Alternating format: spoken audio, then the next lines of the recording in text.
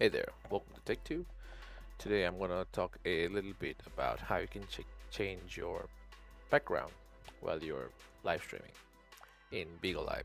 So, if you're using a Bigo Live streamer or connector, then it's kind of easy. So there is a option right before you go live. There is a video effects or a icon that's on the right side of the go live button.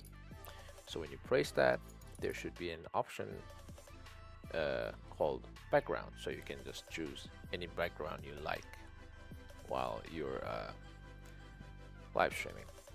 So basically what that does is changes your background. I mean, it'll still show your silhouette, but it won't show your background. It'll change your background. So if you're using OBS stream, then it's kind of hard. So you need to have a green screen to actually change your background through the OBS stream. So if this content helped you, make sure to like, share, and subscribe to the channel. Thank you.